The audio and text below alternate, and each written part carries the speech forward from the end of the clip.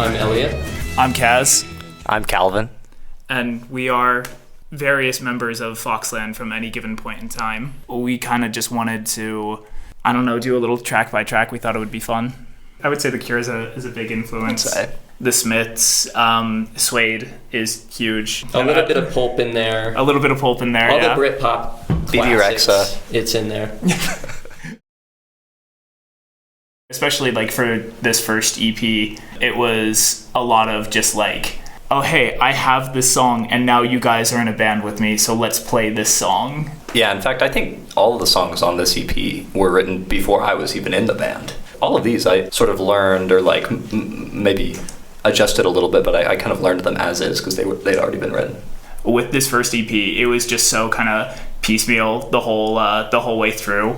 We're recording like this one instrument and then this one instrument and then this one instrument over the course of like several months at a time. Kaz he would send me tracks and I would just pull the audio file into GarageBand on my Mac and then record into that and then send him the audio file and he would tweak how it sounded from there. I think we recorded in your bedroom for a couple songs, just bass lines, and then we did with the full lineup, Maisie and Calvin at UVU, which was fun. It was the three of us. It was like This Is Spinal Tap. We kept trying to recruit drummers and just none of them stuck. The drum tracks worked like good enough. Like it would have been nice to like sequence them a little bit tighter, but like we did what we could. Yeah. What did we call the drum machine? Tomas, that's right. Here Come My Freaks is our song that I wanted essentially to be like our anthem. In terms of like the narrative of Here Come My Freaks, it's just about a weird house party that I went to, and I just loved kind of meeting everybody there. All of the characters that I mention in the song are people that like I've actually met. I have this very distinct memory. The like working title that we had for it, because we didn't have like full words yet, was just Girl Sing Along. Girl Sing Along. Yeah. And I just remember a lot of la la la's. Yeah. A lot of Damien Albarn, like la la la la's. Yeah, exactly. Classic. I remember at one point trying to talk one of the drummers into like doing this very T-Rexy, tom-heavy, almost like a jungle beat, like in a sort of 70s or 90s sense. And then Sophie ended up doing the drums on it, and I really like what she did, and we got her to do some things on congas as well in the second verse, which I just really loved. And yeah, Lydia did a great job. I think this was the first one that she ever wrote a bass line for. Yeah, I remember when you're polishing that one up, listening through it before the EP release, which was fun. Yeah. Because I also listened to the Crazy Calvin solo. Which is splendid. I mean, I recorded the guitar solo for Here Come My Freaks in my bed, I think. In your bed? In my bed, yeah. I think I might have been sick at the time, actually. But yeah, that was one of the stranger parts that I learned in Foxland. Like, it very much is that Britpop thing, but very much uniquely Kaz part. There were slides that I definitely wouldn't have thought of. Like, it's like that big slide at the beginning is like a ninth. I don't know. I just would never think to go like that far up the neck. My Percocet, I feel like it's the first song that we had where people were like, hey, this is really good. It's probably my favorite. It was definitely my favorite to play. Lyrically, the song is about this like tiny little situationship that I was in where I just felt like I was treated super unfairly, and I didn't want to be like every other band in Provo and just write, oh man, this girl was so mean to me. And so I was like, okay, I need to make a conscious effort to do something different. So instead I framed it from her perspective as if she was like a serial killer who had offed me and then felt like just the tiniest little bit of regret about it. The chorus is very like first album Suede, very like My Insatiable One or He's Dead. And then the verses, I was like, okay, well, we've got a very singable chorus, so let's do something that's just like very chunky and like aggressive. That one's also very Damien Albarn, like la la la sing along. Yeah, which is good. At our last show that we did, we had to have someone fill in for you, and he was so confused about this. And he was like, why are you playing that note? That's not in your chord. And I'm like, but when you like pull off, it goes slightly up to the A, which is what that chord is. Right. just a very weird guitar line. Yeah. We always held out that the outro was always very, very long, and we'd sort of drop out one by one until it was just Kaz going, oh. And I think we'd get to the point where people thought, surely this must be the last one, and then go at least 3 more. Yeah, debate them a little. Yeah. For fun.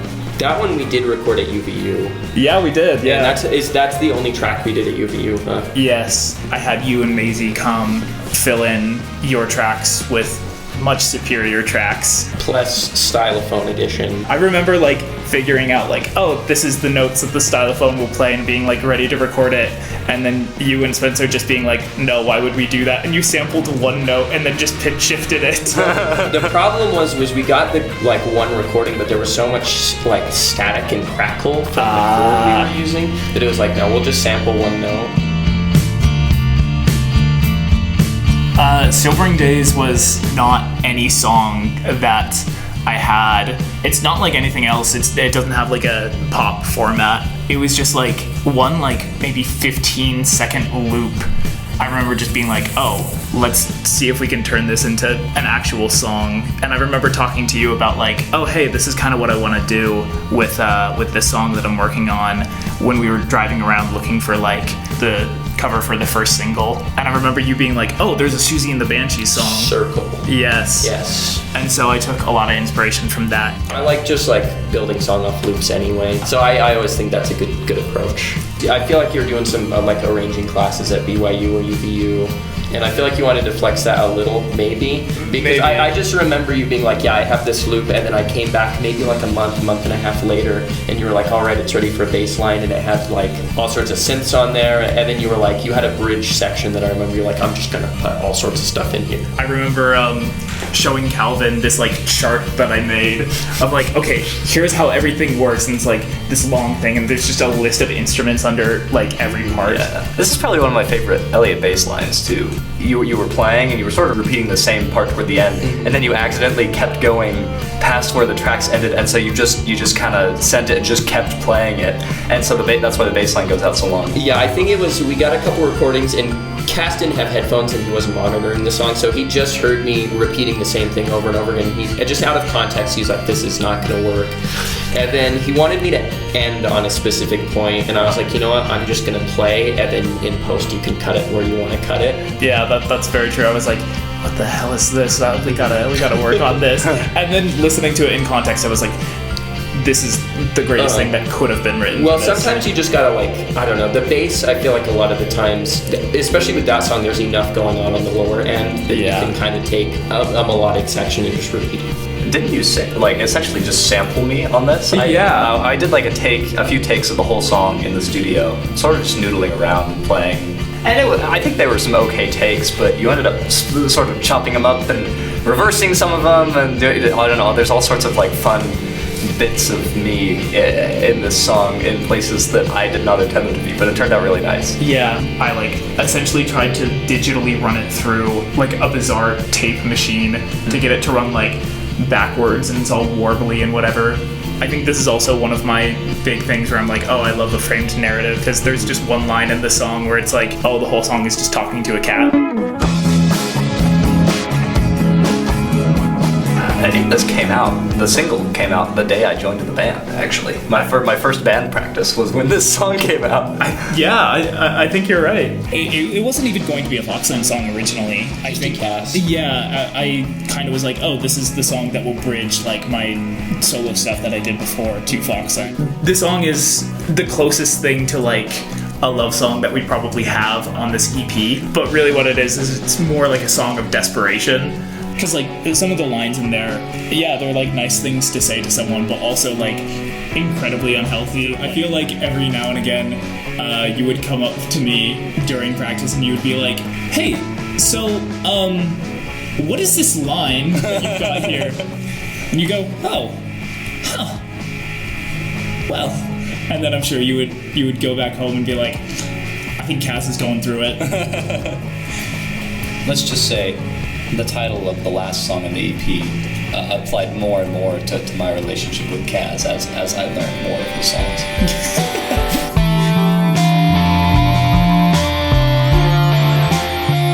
mental health is real.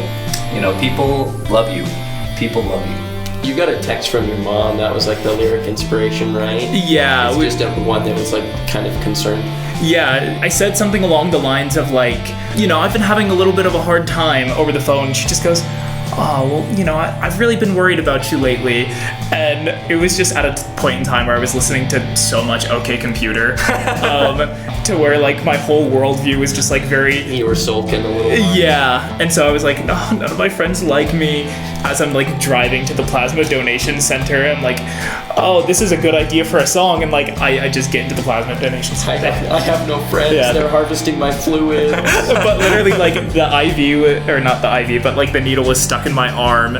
So I was doing this with one hand, and on the other hand, I was just balancing my phone on my knee and like putting in all of the stuff. Like the guitar, like the main guitar in that song, is the same guitar that I plugged into GarageBand for iOS. I was gonna say, because you use Logic, but that one was like a lot of GarageBand presets that are on the actual like recording that you released, right? Yeah. Because the guitar is not a live performance, if I'm correct, right? Yeah, there's like guitar that I later put that's like a live performance, but the main guitar is, yeah, it's just MIDI pretty much. It works. It works really well. So this is my favorite Foxland song. Oh, for real? This one and She, I would say, are my two favorites. Yeah, I really like this one. But yeah, the whole thing is just basically like, oh man, I wish my friends would check up on me when I'm having a hard time. So check up on your friends.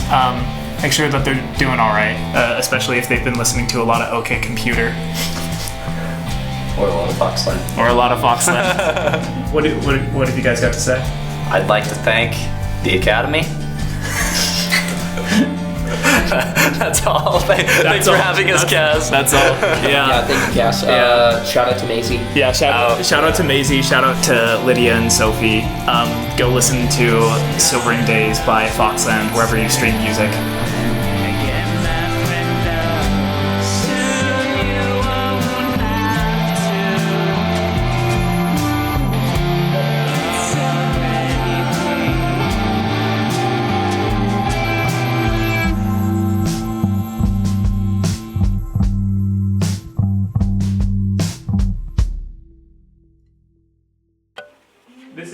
This is where I wanted to do like a live recording of Tears of Two Edged Lovers. Oh. But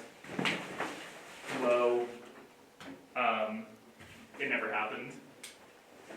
But you know, we'll still get it figured out. Yeah.